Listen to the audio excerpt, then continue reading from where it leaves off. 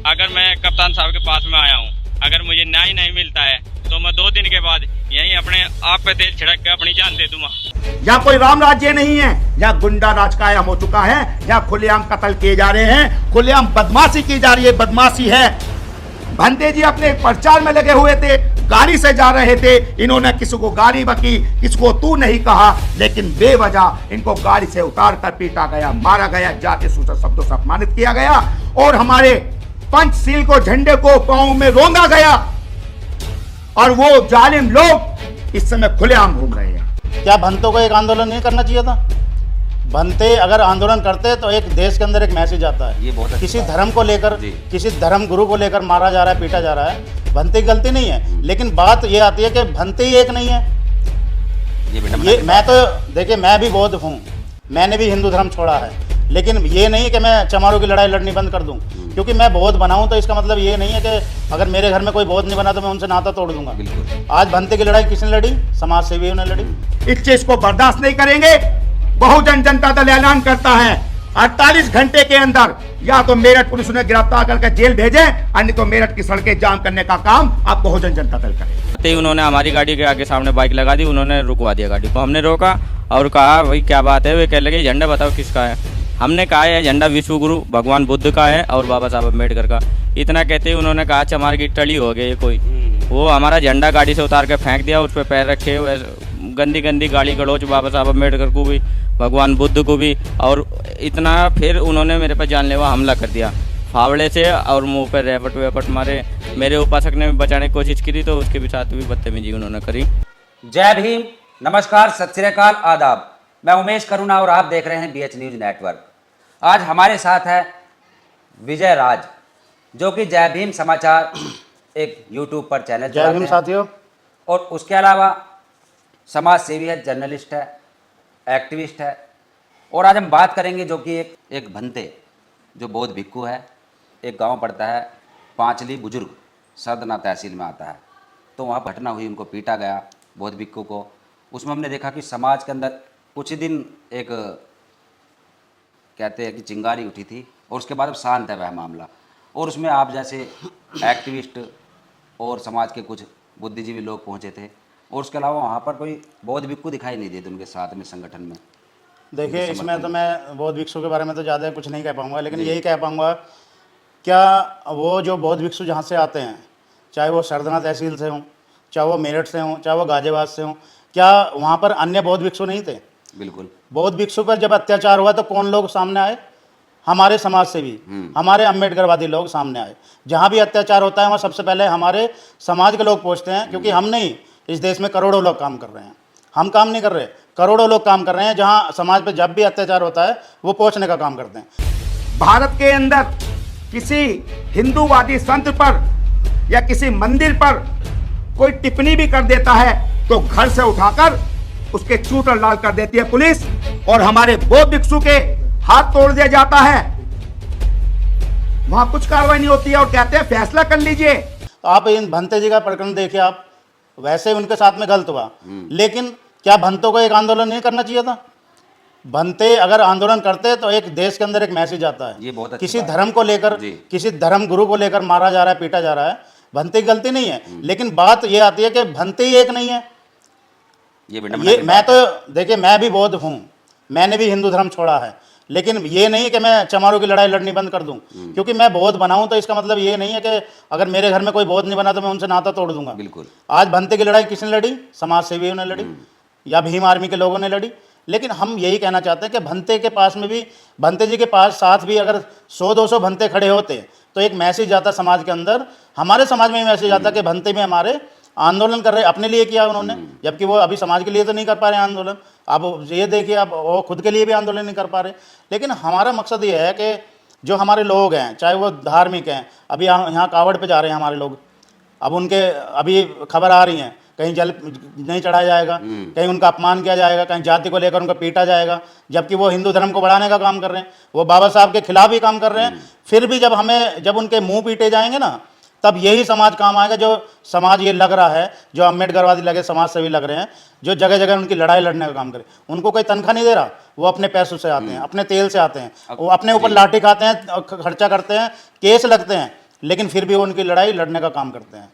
तो भंते जी का तो ये है, भंते जी को एक आंदोलन करना चाहिए था और हम भी साथ होते, हमें खुशी होती कि भंते हमारे आंदोलन में हैं और भंते के साथ में हम उनके पीछे हैं, क्योंकि वो हमारे धर्म गुरु हैं भाई। वो तो हमें बुद्ध की बातें बताते हैं, बाबा साहब का मिशन बताते हैं, लेकिन वो लोग घर से निकल के ही नहीं आते। वो जब अपने प्रदर्शन में कैसे आएंगे? बुद्ध खुद घर से निकले।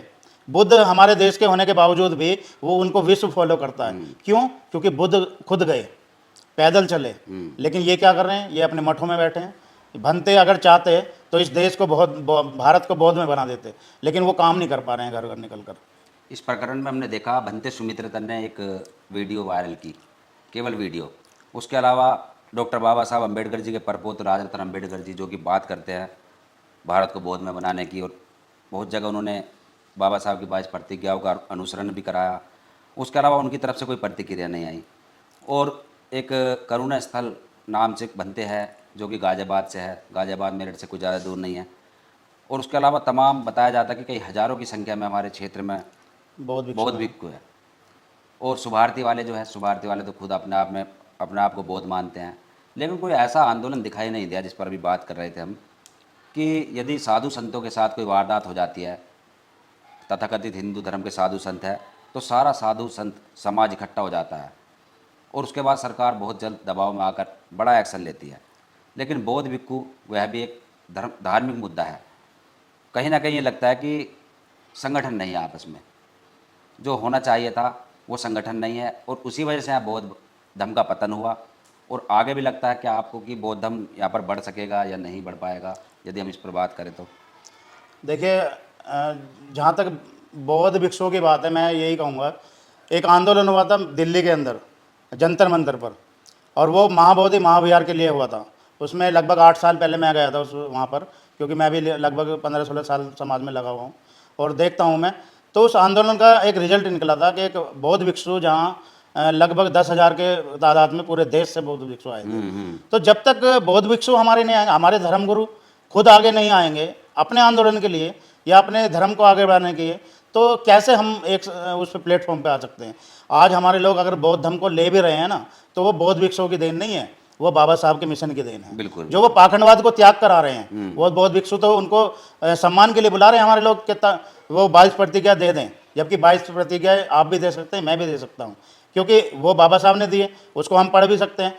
लेकिन बौद्ध भिक्षु को हम बार बार हमारी बहन की शादी हुई, हमने बौद्ध भिक्षु बुलाए, क्योंकि वो हमारे धर्मगुरु हैं, और हम जब बौद्ध रीति रिवाज से शादी कर रहे हैं, उनको सम्मान भी दे रहे हैं, लेकिन बौद्ध भिक्षु घर से निकलना नहीं चाहते हैं। आप बताइए, एक आंदोलन बताइए आज बौद्ध भिक्षु का, क्या इस देश के अंदर बौद्ध भिक्षु के लिए कोई वो नहीं हो रही है? क्या बुद्ध की मूर्ति नहीं तोड़ी जा रही है इस देश के अंदर? विश्व में सम्मान मिल रहा है, लेकिन यहाँ पर तोड़ी जा रही हैं। तो ये बौद्ध भिक्षु को भी सोचना पड़ेगा कि हम कम से कम बुद्ध के लिए काम करें, बाबा साहब के मिशन के लिए काम करें।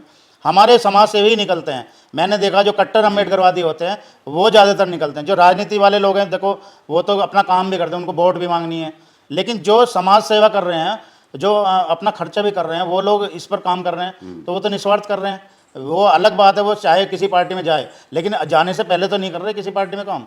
वो अभी उन लोगों पर काम कर रहे हैं, क्योंकि उनको पता है अगर हम काम नहीं करेंगे, जैसे देश के अंदर हर जगह घटनाएं घट रही हैं, आपको अधिकतर वहाँ समाज सेवी लोग खड़े मिलेंगे, अम्बेडकरवादी संगठन खड़े मिलेंगे, लेकिन ना तो बौद्ध भिक्षु का संगठन मिलेगा वहाँ, ना ही दूसरे जो ये होते हैं ना किसान आंदोलन वगैरह लोग, ये कभी हमारे लोगों पर वो नहीं करते हैं। जो आंदोलन होते हैं ये कभी नहीं करते हैं। और हमारे ही संगठन है जो अम्बेडकरवादी, जहाँ किसान आंदोलन देख लीजिए आप, NRC देख लीजिए आप, या ये आंगनवाड़ी का मामला देख लीजिए आप, देश के में हर जो मुद्दा है, चाहे अभी ये जो डिजिटल जो अटेंडेंस की बात थी, इस पर भी हमारे लोगों ने मेरठ में ज्ञापन दिया। तो हमारे अम्बेडकरवादी असली समाज सेवा कर रहे हैं कि वो हर आदमी की लड़ाई लड़ रहे हैं। ये नहीं कि वो चमार जाति की लड़ाई लड़ रहे हैं, वो SC ST OBC के साथ भी हैं, वो किसान आंदोलन में भी साथ रहे, उनके लिए खाना राशन पानी सब दे के आए, और जनता भी उनके वहाँ गई। तो हमारे बौद्ध भिक्षु को ये देखना पड़ेगा कि जैसे बुद्ध ने काम किया, जैसे बुद्ध ने काम किया, अगर काश हम भी ऐसे ही काम करते तो शायद कहीं ना कहीं भारत को बौद्ध में बना सकते हैं। जी देखो, विजय ने बहुत अच्छी बात कही है। और हम बता दें विजय के बारे में कि विजय की बहन की शादी थी, हम भी उसमें गए थे, जो कि मेरठ के अंदर गेजा गांव पड़ता है। और विजय ने अपने आप को हिंदू धर्म से किनारा करके बौद्धिस्ट बनकर बौद्ध धर्म से, बौद्धि रीति रिवाजों से अपनी बहन का विवाह किया था, और काफ़ी धूमधाम से, काफ़ी अच्छे तरह से उसको बिना दहेज के भी। बिना दहेज के वह शादी की थी। लेकिन यहाँ बात आती है बौद्ध भिक्षुओं पर। बौद्ध भिक्षुओं पर इसलिए आती है कि जिसका धर्म मजबूत उसका समाज मजबूत, और धर्म से ही धंधा मजबूत। लेकिन यहाँ पर क्या है, जो धर्म की हम बात करें, हिंदू धर्म हो चाहे इस्लाम हो, वह अपने आप में मजबूत है, संगठित है, इसलिए उनका समाज भी मजबूत है। लेकिन यहाँ पर जो बौद्धिस्ट है, जो तथाकथित बौद्ध भिक्षु बन जाते हैं, वह आपस में ही तालमेल नहीं रखते, आपस में ही मेल जोल नहीं रखते, और उसका ही जीता जागता एग्जाम्पल ये जो मेरठ के अंदर सतना क्षेत्र के अंतर्गत सुरूरपुर थाना पड़ता है, और वहाँ पर पांचली बुजुर्ग गांव में जो प्रकरण हुआ, वहाँ से ही इस चीज़ का एग्जाम्पल है कि यदि वहाँ पर इकट्ठे हो जाते, अपनी ताकत दिखा देते, तो वहाँ से एक मैसेज जाता कि इनका धर्म भी मजबूत हो रहा है। धर्म नहीं कहेंगे, धर्म कहेंगे कि बौद्ध धर्म भी मजबूत हो रहा है, और आने वाले टाइम में इसका कहीं ना कहीं रिजल्ट भी देखने को मिलता। लेकिन ये बहुत ही बड़ी समझने वाली बात है। आज भी बौद्ध भिक्षुओं को, जो कि अलग अलग संगठन बनाने लगे हैं, अब भंते सुमित रतन हो, डॉक्टर बाबा साहब अम्बेडकर जी के परपौत्र राजरत्न अम्बेडकर जी हो, या तमाम और भी हम देखते हैं कि वह भी आज संगठन बनाने लगे हैं। खैर अच्छी बात है संगठन बनाना, लेकिन उसके बाद सबको एक साथ एक प्लेटफॉर्म पर आना बहुत ज़रूरी है। और कुछ कहना चाहोगे विजय जी? मैं समाज से यही कहना चाहूँगा, जो आपके समाज में काम कर रहे हैं और निस्वार्थ कर रहे हैं, आपसे पैसा नहीं ले रहे, आपसे तनख्वाह नहीं ले रहे, उन लोगों का हमेशा साथ दो। जब आपको लगे कि वो गलत दिशा में है तो आप उनको छोड़ सकते हैं, लेकिन जब तक हमें पता नहीं चलता है वो गलत दिशा में है, जब तक हमें उनका साथ देना है। मैं अधिकतर सभी के साथ रहता हूँ, लेकिन मैं पार्टियों से दूर रहता हूँ, क्योंकि जब हमें ज़रूरत पड़ती है, जब हमारे समाज के लोग ही हमारे साथ आ सकते हैं, और वो हमारा फ़ोन भी रिसीव करेंगे, वो हमारी लड़ाई के लिए 10 लड़के भी गैर लेकर आएंगे जब हमारी संवैधानिक लड़ाई होगी। मैं यही कहना चाहूँगा कि जो लोग आपके समाज के लिए काम कर रहे हैं उनके साथ दें।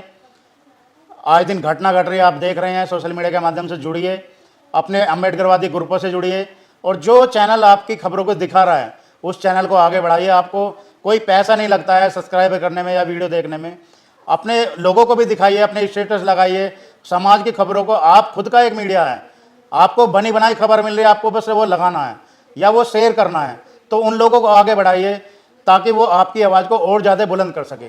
जब आप उनके चैनल को ही नहीं देखेंगे तो वो सोचेंगे कि भाई हमने इतना बड़ा सेटअप लगाया है, हम इतना बड़ा नुकसान कर रहे हैं, ज़मीन पर भी उतरते हैं। हमने देखा उमेश करुणा भाई एक प्रोग्राम में थे, उनका एक कैमरा गिर गया, लगभग उसका 20,000 का खर्चा है, और वहाँ से 10 रुपये नहीं मिलते हैं। लेकिन अब देखिए उनका त्याग देखिए, फिर भी वो समाज के अंदर जाते हैं। अभी यहाँ घटना घटी, एक बच्चे की घटना में जिक्र करना चाहूँगा। घटना तो मेरठ के अंदर, मौजनगर के अंदर काफ़ी घटनाएं घट चुकी हैं। उसमें बस मैं यही जिक्र करना चाहूँगा कि हमारी एक 2.5 साल के बच्चे को कितनी बेरहमी से मारा गया। आप सोचिए, हमारे देश में राष्ट्रपति हैं, कहते हैं दलित समाज की राष्ट्रपति हैं, जब वो बनती हैं तो हमारे लोग पोस्ट करते हैं सोशल मीडिया पर कि हमारी दलित समाज की राष्ट्रपति बन गई हैं। क्या उनका सम्मान बीजेपी में हो रहा है? आप देखिए एक बार। तो हमारी औकात क्या है? हम किस खेत की मूली हैं कि हमारा ये सम्मान कर पाएंगे? हमारे लोगों को सरेआम मारा जा रहा है। अगर आपकी आवाज़ उठाने वाले या चुप बैठ गए तो शायद आपको पता भी नहीं चलेगा कि हमारे लोग कहाँ मारे जा रहे हैं, कहाँ क्या हो रहा है। एक दिन ऐसा भी हो सकता है कि आप पर भी अत्याचार हो जाए, हम पे भी हो जाए, ऐसा भी हो सकता है। हमारे मीडिया वालों को, लोगों को टारगेट भी किया जाता है, क्योंकि ये वो खबर दिखाते हैं जहाँ टीवी मीडिया नहीं पहुँचती है। टीवी मीडिया तो हमारे से परहेज करेगी। वो आपने देखा होगा, ये भी तो एक मनवादी था, जो ये हरिओम शर्मा था, वो चाहता, वो अपनी मनुस्मृति के हिसाब से चल रहा है, और हमने उसको बताया था कि यहाँ तेरे बाप की मनुस्मृति नहीं चलती है, यहाँ हमारे बाप का संविधान चलता है। और हमें बहुत खुशी हुई, लेकिन वो 1 साल के लिए प्रतिबंध लगाया। लेकिन उस पर हम अभी चुप नहीं बैठेंगे, क्योंकि हमने भी अभी तैयारी शुरू है। दलित महापंचायतें होंगी, अगर एसडीएम साहब नहीं मानते हैं गाजियाबाद से, तो हम उनको बताने का काम करेंगे कि भाई हम ये मांगे हमारी पूरी करिए, उसको जेल में भेजिए, चाहे बीजेपी का है चाहे किसी भी पार्टी से है। लेकिन हम चुप नहीं रहेंगे। लेकिन साथियों, हमारी हम ताकत में नहीं हैं। अगर आप हमारे साथ जुड़ोगे, या हमारे अम्बेडकरवादी समाज सेवी के साथ जुड़ोगे, या हमारे चैनलों से जुड़ोगे, तो हम जब मानेंगे कि हमारी ताकत है, क्योंकि आप लोग ही हमारी ताकत है। जनता ही ताकत होती है। जनता चाहे तो नेता को आसमान पर बैठा देती है, और जनता चाहे तो नेता को धूल में बैठा देती है। तो यह जनता की आवाज़ होती है। हमें लोगों से जुड़ना चाहिए, और ख़ासकर अपने लोगों को ये सपोर्ट भी करना चाहिए कि भाई किस तरह से वो काम कर रहे हैं, अपना सेटअप लगा रहे हैं, लाखों लाखों रुपए का नुकसान कर बैठे हैं, लेकिन फिर भी समाज की आवाज़ को दिखा रहे हैं। जी। तो चैनल को बिल्कुल आगे बढ़ाते रहिए, चाहे किसी भी चैनल का वीडियो आपके पास पहुँचे उसको आगे बढ़ाइए, लेकिन समाज का चैनल हो, टीवी मीडिया को देखना बंद कर दीजिए। जी देखिए, काफ़ी लंबी बात हो गई, हमने विजय से बात की, जो हमने बात की कमेंट्स बॉक्स में 2 शब्द जरूर लिखे और देखते रहिए BH न्यूज़ नेटवर्क। धन्यवाद। जय हिंद।